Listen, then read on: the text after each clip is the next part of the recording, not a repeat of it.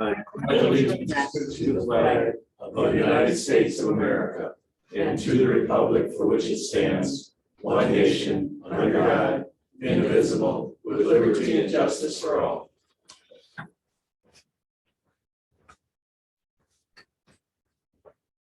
All right, I will make a motion that the agenda as received or proposed as amended be approved. Second.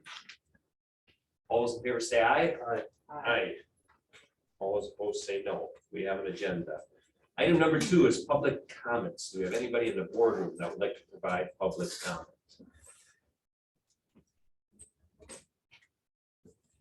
Yes, ma'am.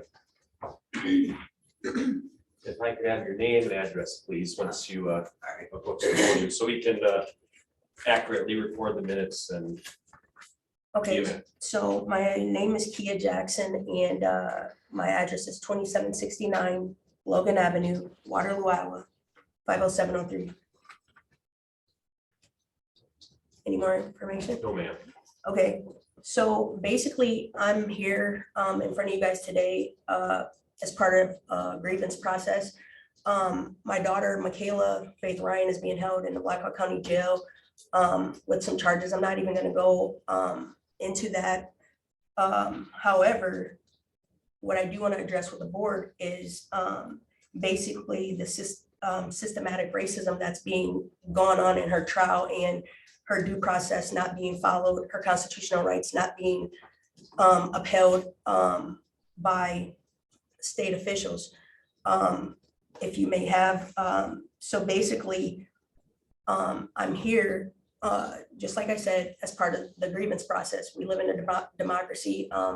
We have a freedom of speech. We have a right to bring whatever issues we have in front of the board and at least acknowledge them. I'm not asking you guys to show any preferential treatment or anything like that. However,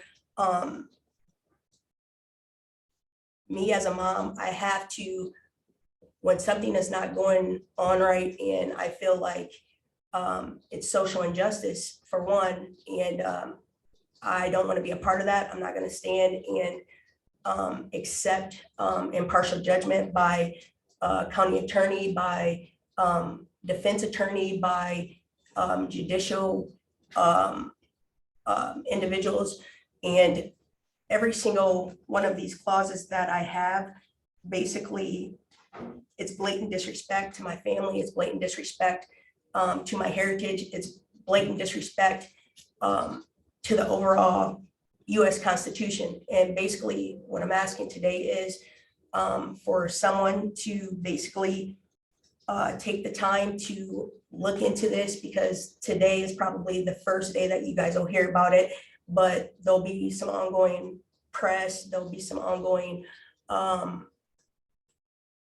like bite in the system. And I know that one bad apple is not, it doesn't clear everyone, you know what I mean? Just because this is going on in this particular case, I'm not saying you should look at every single case like that. However, there are certain, like she's being held with no bond reduction hearing. I don't understand that whatsoever, because it's her constitutional right to be given a bond reduction hearing.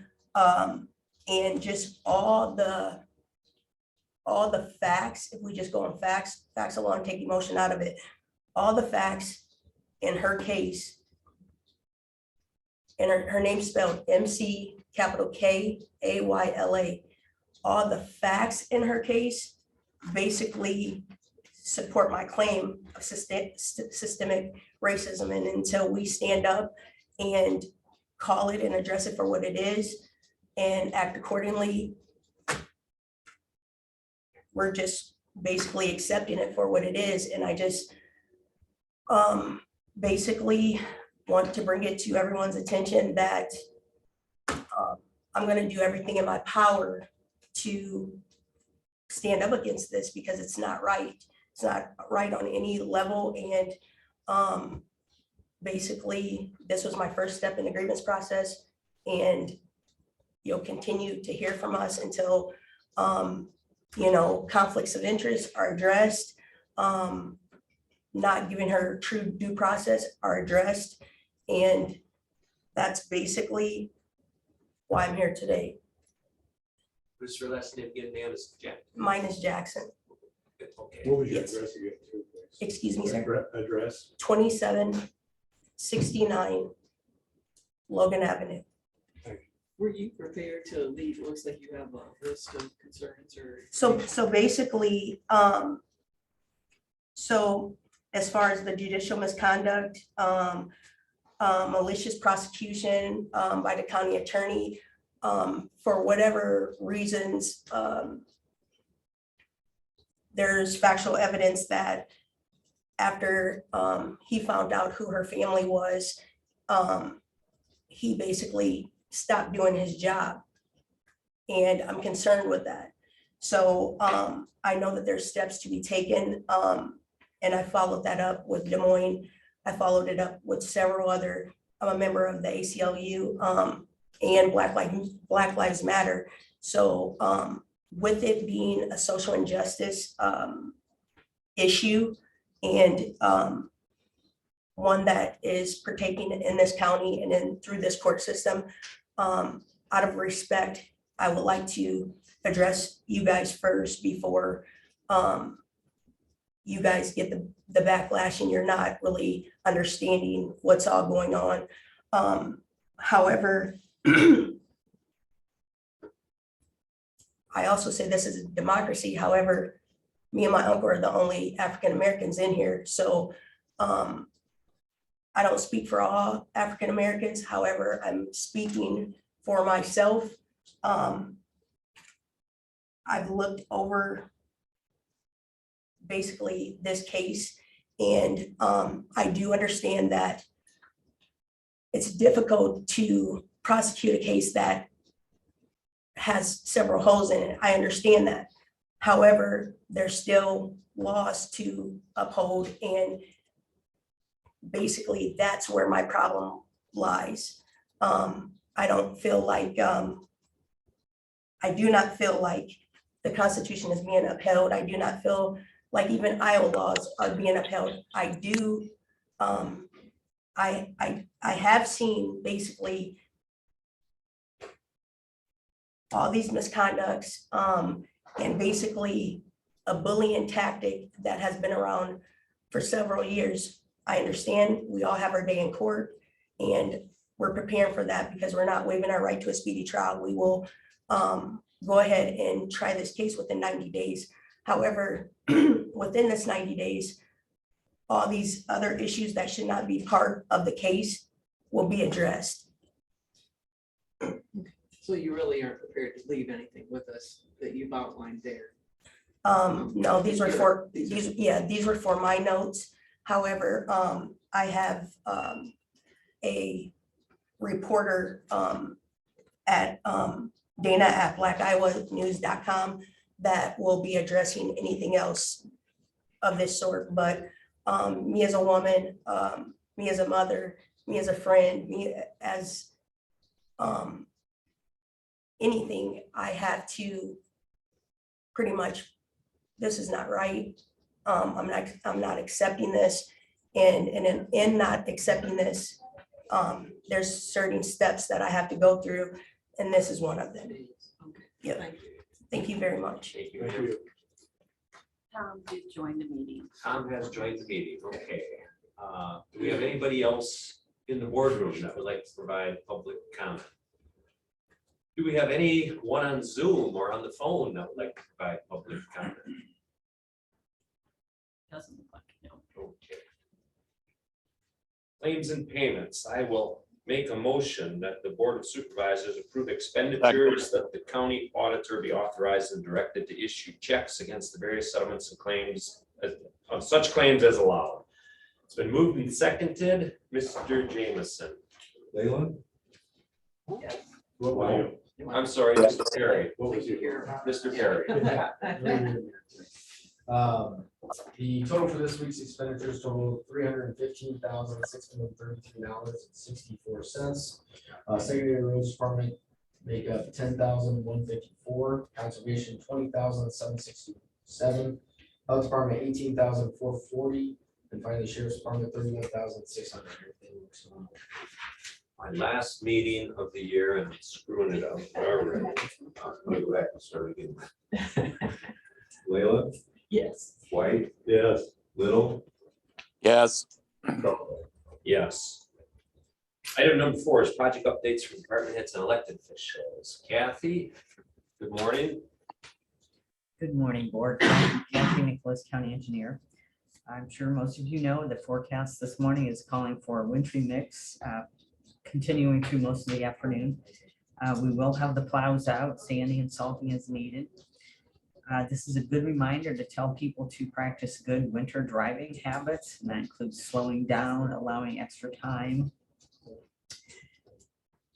Please, if you're interested, please check with our Twitter account or our Facebook account, and that can be found under Blackhawk County Engineer, where we do try to post information in a very timely manner concerning the roads when there are weather conditions that would allow for that. If you are traveling on the state highways, please check the Iowa 511 site. That accesses all the roads, information is provided on all the state roads, current conditions. And there are also many snow plows where you can check the camera on the snow plow to find out the actual picture of the road conditions. Can I answer any questions this time? yeah, Kathy, will you have your drivers out all day? Yes, they are on standby right now, waiting for the weather to hit, and they should be out as needed, most likely until 5 o'clock if that's needed today. And then what time do you start in the mornings? So in a winter weather, our hours are 5 a.m. to 5 p.m. Thank you. Thank you. Thanks, Kathy. Do we have any other department heads or elected officials in the boardroom that would like to provide comments? Any on Zoom? Zoom or on the phone? We have none. Item number 5, approval of the minutes from December 21st, 2021. It's been moved and seconded. Any comments or questions? All those in favor say aye. Aye. All those opposed say no. Item number 6 is hearings. We're gonna have 2 hearings later in the meeting. One is based upon the proposed fiscal year 22 budget amendment hearing, and the other is a hearing on proposed ordinance number 144, election precincts. Item number 7 is the consent agenda. Second. It's been moved and seconded. Any comments or questions on the consent agenda? Mr. Jamison, roll call vote, please. White. Yes. Little. Yes, Leila. Yes. Trelka. Yes. Item 8A, contracts and agreements. This is a resolution of the contract between Blackhawk County and Asheville Incorporated, Waterloo, Iowa, letting held December 7th, 2021 at 9:05 a.m. for project LFM-5004, long-7X-07 for hot mix asphalt on Grundy Road from Zanetta Road, 4.83 miles north to just south of Highway 20, with a total bid of $4,245,231.28. Late start date 6/6/2022, my anniversary. Working days 70, liquidated damages 1,500 per day. Be approved and direct the chair to sign for same and to receive and place on file the contractor's bond and certificate of insurance as recommended by Catherine Nicholas, County Engineer, and my anniversary date is not in the motion. Been moved and seconded. I'll make the motion to approve. Seconded by Supervisor White. Any comments or questions? Kathy? Yeah, if you recall, this is the project where this would pave Grundy Road. We did open the bids here in the boardroom. We had 1 bid. We accepted it. We sent the contracts off to ASPRO. They have signed them, and I'm asking that you sign the contract as well for approval. I believe it will go to the Grundy County Board of Supervisors. They also approving these contracts as well. I believe next week that will take place. So I would recommend that you sign this and we can get this road paved this summer. And the project's moving along accordingly, correct? Right, yep, I've been keeping you posted. It's in PCI finished all the grading work, and there's a little bit of erosion control, but we're checking on that weekly to meet our commitments for our DNR permit. And we should be able to pave it starting in, well, whenever escrow gets out there, but no later than June 6th. Any additional comments for Kathy? Mr. Jameson, roll call vote, please. Little, Yes. Glenn, Yes. White. Yes. Trolcott. Yes. Item 9A is a resolution at the request for purchase of capital equipment submitted by Kim Peter, Information Technology Director, be approved and direct the chair to sign for same. To purchase 13 docking stations for $2,425 from Amazon to be used by the health department. I will make that motion. Second. Yeah, you approved the purchase of the tablets earlier, so this is just following up with that. Mr. Jameson, roll call vote, please. Leyland, Yes. White. Yes. Little, Yes. Trolcott. Yes. Item 9B is a resolution to approve the combining of LaPorte City with Big Creek Township and Spring Creek Township into a single election precinct and direct the chair to sign for same. So moved. Second. Comments or questions? You good here to comment on this? I'm just here if you have questions. Great, I think we all understand. Mr. Jameson, roll call vote, please. White. Yes. Little, Yes. Leyland, Yes. Trolcott. Yes. Item 9C is a motion that the appointment of Eric Preedy as Assistant Blackhawk County Attorney effective December 13th, 2021. So moved. Second. Through December 31st, 2022, be approved and direct the chair to sign as recommended by Brian J. Williams, Blackhawk County Attorney. It's been moved and seconded. Any comments or questions? All those in favor say aye. Aye. Aye. All those opposed say no. We are going to now get into the first hearing. This is item number 9D. This is it's approximately 9:17 a.m. and this is a hearing on the proposed fiscal year 22 budget amendment. Motion to receive and place on file proof of publication. Second. All those in favor say aye. Aye. All those opposed say no. Motion to close the hearing after oral written comments are received and placed on file. Second. Mr. Perry. Let me share the screen for the folks on Zoom here.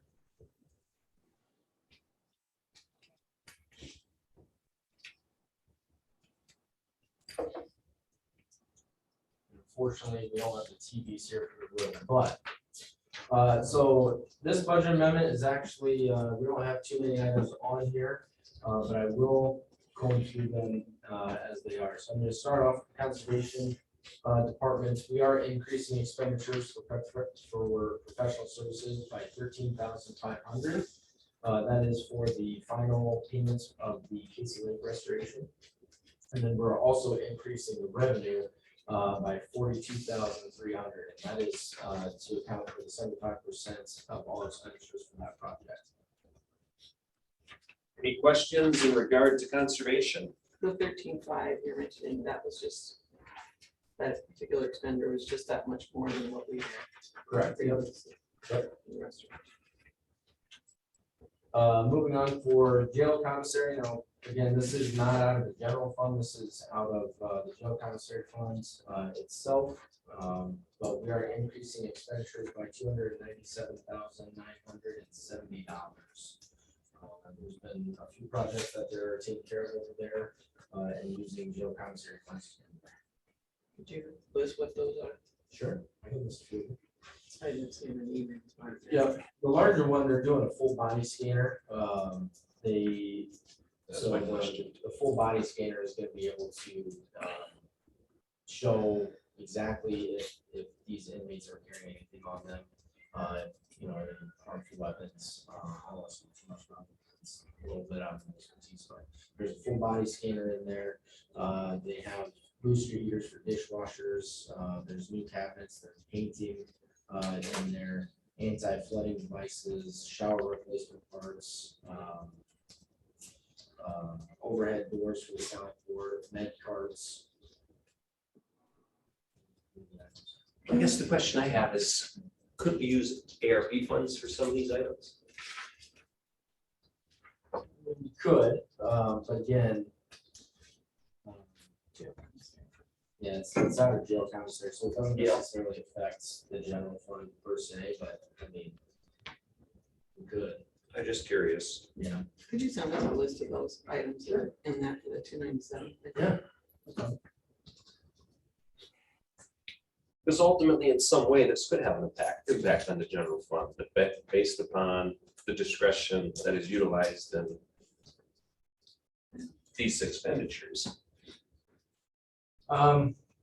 So the jail commissary fund is completely separate from the general fund, so they a lot of times they base their expenditures off of their revenues for that fiscal year. So I did print off where they are at for their revenues. So and revenues come in a little bit behind schedule, but they're already at over 90% of their revenues for the fiscal year. So that's where they're kind of seeing these revenues at a pretty large influx, and so then they're able to do a little bit more within the jail. All right. Opportunity to do it rather than just have the cash. Right. Thank you. Consolidated communication. So consolidated communications, we moved consolidated out of the general fund and into their own fund 764. This is just to clean that up. So this is going to be moving the budgeted dollars over to 764 and out of the general fund. So that way it doesn't. So everything is accounted for correctly. That's just going forward from now. Yep. So that was pretty. The health department, we're increasing expenditures by $85,603. That is for the salary and benefits of a position that they got a grant for. The position is a disease prevention specialist, and that is a grant that's going to be covered for 4 years. And then the increase in revenue is the 2 grants that they received for that. One for the disease prevention specialist, and then for equipment for environmental. It sounds like you worked quite a bit in conjunction with the health department on these numbers. There was quite a bit of dialogue, correct? You said 2 positions, were they both? I'm sorry, just one position. So Just one that's position. So the disease prevention specialist, which is funded for 4 years. it's just one. Yeah. Where did grant come from? Does it say? That's IDP. Sure.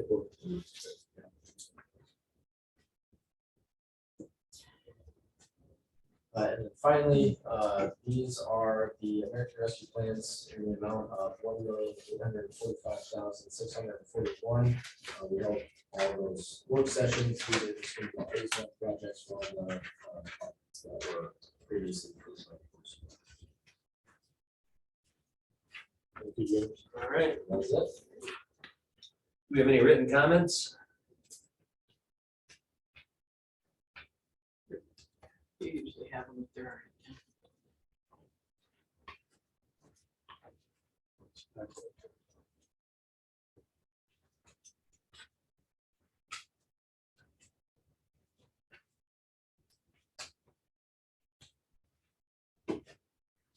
There are no written comments. Okay, a motion has been made to close the hearing. It's been seconded. All those in favor say aye. I, All those opposed say no. The hearing is closed. I will make a motion that the fiscal year 22 budget be amended by changing second it. revenues and expenditures on file to county auditor. It's been moved and seconded. Any comments or questions? Mr. Jamison, roll call vote, please. Little? Yes, Yes. White? Yes. Trelka? Yes. Item 10E is a resolution that the county auditor be directed to decrease appropriations to various operating budgets for the fiscal year 22 for offices as submitted and shown upon the records in the office of the county finance director, with such changes being made in accordance with subsection 331.434.6 of the Code of Iowa. It's been moved and seconded. Any comments? All right. Moved and seconded. Any comments or questions? Mr. Jamison, roll call vote, please. Leyland? Yes. White? Yes. Little? yes, Trelka? Yes. Item 10F, it is approximately 9:26 a.m. and this is the hearing in regard to proposed ordinance number 144 election precincts. Motion to receive and place on file, proof of publication. Second. It's been moved and seconded. All those in favor say aye. Aye. Motion to waive the first reading as notice was published on December 21st, 2021 in Water Courier. It's been moved and seconded. Any comments or questions? All those in favor say aye. Aye. Aye. All those opposed say no. Motion to close the hearing after all written comments are received and placed on file. Second. It's been moved and seconded to close the hearing. Who takes over from here? Anyone like to speak? Mr. Trinan. I can speak a little bit on it, because I worked with Grant a little bit on this ordinance. Bottom line is that, every time there is a census, we have to redraw legislative districts, therefore we have to redraw voting precincts. This ordinance is setting up the voting precincts. Okay, Grant, do you want to say something, Grant? Grant? Yes. Well, Grant. I think Mike covered it pretty well. It's a process that occurs every 10 years, which makes it a little bit of a challenge because a lot of people weren't around 10 years ago. And so with something we worked through with the Secretary of State's office, sometimes some of the rules seem to change on us, but we went through the process pretty well with Karen doing a lot of the work. And if you have any questions, I believe Karen's there, right? Yes. Okay, Yeah. well, Karen and I are standing by to answer any of your questions. All right. Anything you want to add to that, Karen? No, just the other thing that did get mentioned, one of the rules is that you can't put two precincts in the same, or you can't have townships. So I couldn't have one township that's in one house district and with another house district. And so that was a part of changing them, but then also really taking a look at it from a financial perspective as well. We took advantage of consolidating a couple of them just to save on taxpayer dollars. It cost about $1,000 to open up a precinct, so we were mindful of that too as we were looking at the next 10 years. So we discovered a way to save money We in did. the process. Okay. Yeah, thank you. Wow, great. No other questions? Do we have any written comments? I want to thank Mike Trinan and Kim Beater for the help that they gave Karen and me on this. Super, all right. Let's see your comments. No written comments. All right, we have a motion and a second. All those in favor of closing the hearing, say aye. Aye. All those opposed, same sign. Resolution, we have a resolution to suspend the rules requiring the Board of Supervisors to consider and vote on a proposed ordinance at. Second. We have a motion and a second. Any comments or questions? Mr. Jameson, roll call vote, please. White? Yes. Little? Yes. Leyland? Yes. Trelka? Yes. The last item in regard to this hearing is the ordinance adoption. And the motion is that the ordinance establishing the election precincts in Blackhawk County, Iowa, replacing it in its entirety, the present election precinct ordinance number 114, Code of Ordinances be adopted. So, did you make it? I didn't, but I can. I will. Okay, second. It's been moved and seconded. Any comments or questions? Mr. Jameson, roll call vote. Little? Yes. Leyland? Yes. White? Yes. Trelka? Yes. Item 10G is discussion in regard to county preparedness and possible updates for COVID-19. Good morning, Caitlin Emmerich with Public Health. I just have an update on case counts, vaccination status, and Omicron. So as far as case update, there are 24,132 positive individuals. That's an increase of 335 over the holiday weekend. 21,682 have recovered, which means there are 2,450 active cases of COVID-19.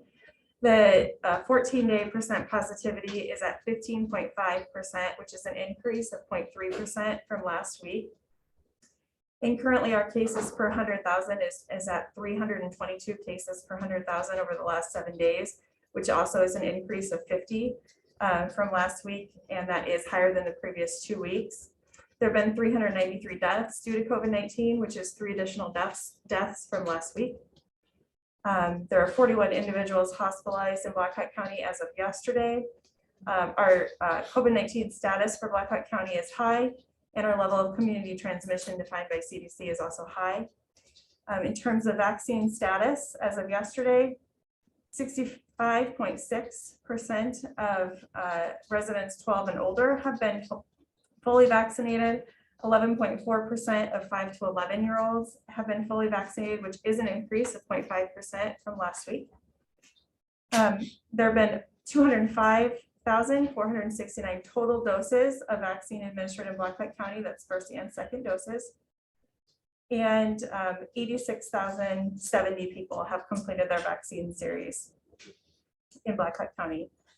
Just a reminder, vaccines remain the best public health measure to protect people from COVID-19, slow transmission, and reduce the likelihood of new variants emerging. A quick Omicron update. As of December 20th, Omicron has been detected in most states and territories and is rapidly increasing the proportion of COVID-19 cases that is causing. Current vaccines are expected to protect against severe illness, hospitalizations, and deaths due to infection from the Omicron variant. And the current tools that we have to fight COVID-19 are also effective tools against Omicron, vaccines, masks, and regular testing. As you might have been aware, CDC issued updated quarantine and isolation guidance just yesterday, providing shortened periods for isolation and quarantine periods for the general population. There are also updated guidance for healthcare workers as well. Any questions? Ma'am, it looks like the, That's not a good report. Thank you. in regard to the vaccine mandates, it looks like the US Supreme Court is going to do something on January 7th. Correct? No, that is for sure, yeah, let's see what happens.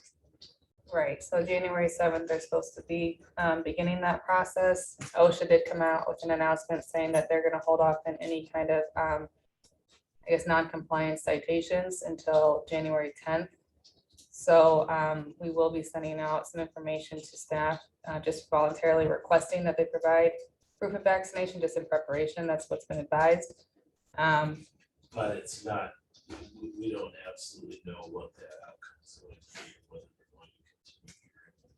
Right, it gives us a pretty short turnaround to try and get in compliance if it would be lifted.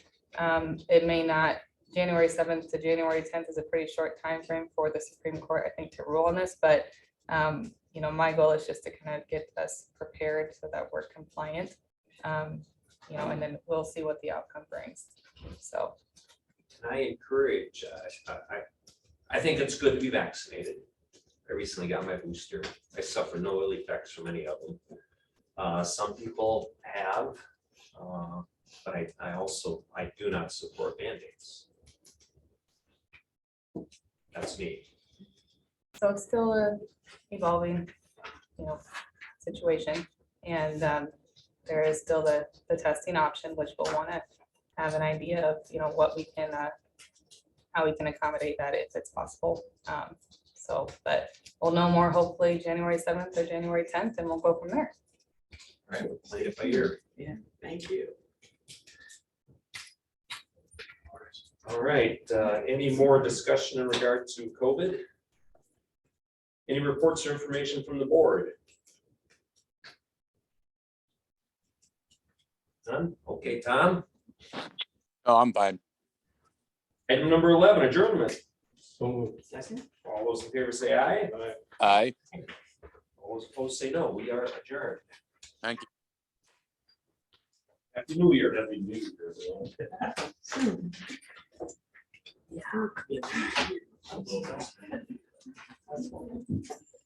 I wish. Yes. And here's another example.